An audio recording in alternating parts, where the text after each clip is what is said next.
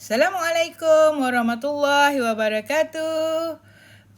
Apa khabar anak-anak? Selamat bertemu kembali. Kita teruskan dengan Pendidikan Islam tahun 5 bersama Ustazah Halwia. Hari ini kita sambung lagi tajuk yang lepas iaitu dari unit 4, syirik merosakkan akidah. Ya, syirik merosakkan akidah. Standard kandungan hari ini adalah 3.3, merumus kepentingan mempertahankan akidah daripada perbuatan yang membolehkan membawa kepada syirik. Dan standard pembelajaran ialah dari 3.3.3, menjelaskan jenis dan perbuatan yang boleh menyebabkan syirik. 3.3.4 menilai kesan syirik dalam kehidupan dan 3.3.5 menjauhi perbuatan yang boleh membawa kepada syirik dalam kehidupan. Oleh yang demikian, objektif pembelajaran pada hari ini, Ustazah harap anak-anak dapat menyatakan jenis syirik, menyenaraikan perbuatan yang boleh menyebabkan syirik serta menerangkan cara menjauhi perbuatan yang boleh membawa kepada syirik. Baiklah. Mari kita teruskan kepada objektif yang pertama iaitu menyatakan jenis syirik. Jenis syirik. Syirik terbahagi kepada dua. Yang pertama, syirik jali. Mari sebut bersama, syirik jali. Dan yang kedua, syirik khafi. Syirik khafi. Ingat, syirik terbahagi kepada dua iaitu syirik jali dan juga syirik khafi. Mari kita lihat satu persatu. Pengertian syirik jali.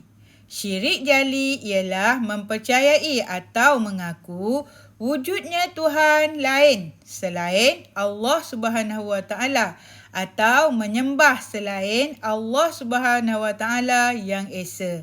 Syirik jali dikenali juga dengan syirik besar.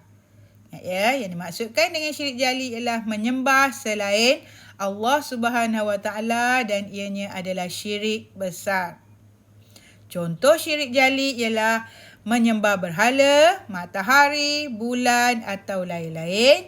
Seterusnya meminta doa dan pertolongan daripada kubur, orang mati atau selain Allah Subhanahu Wa Taala. Ini adalah antara contoh-contoh syirik jali. Kesan daripada syirik jali.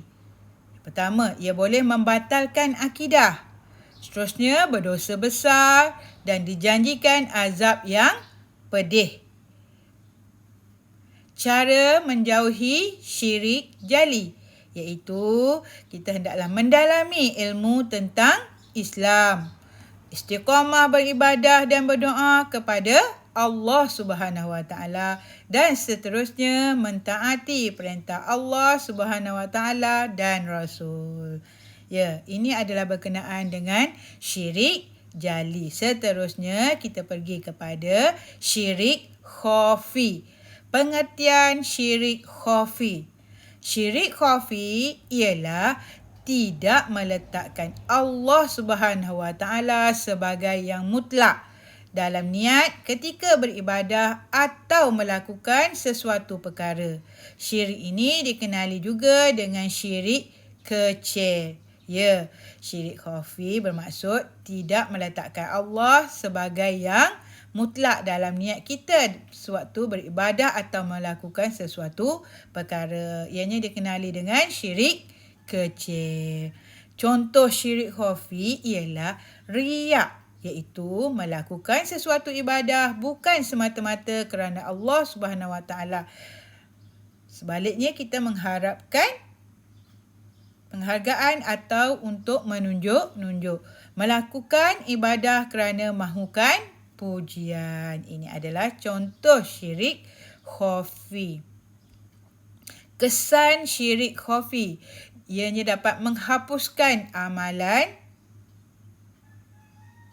pahala kita. Iaitu menghapuskan pahala amalan. Seterusnya akan menyebabkan kita mendapat dosa dan kemurkaan Allah Subhanahu Wa Taala serta hidup tidak tenang.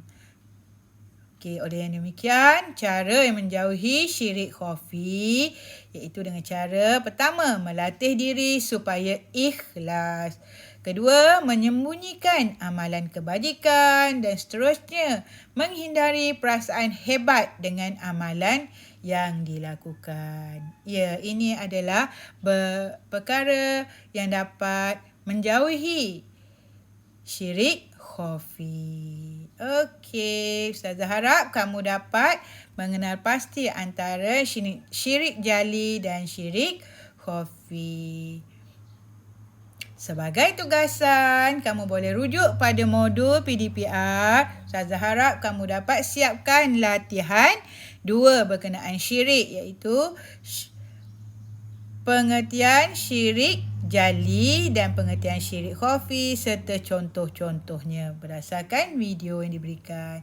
Dan seterusnya, latihan 3, lengkapkan. Okey, kesan syirik jali dan syirik khafi serta cara menjauhi syirik jali dan juga syirik khafi.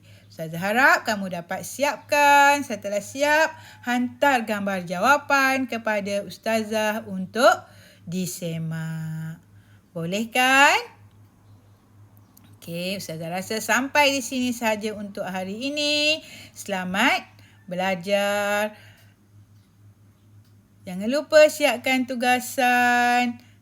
Assalamualaikum warahmatullahi wabarakatuh.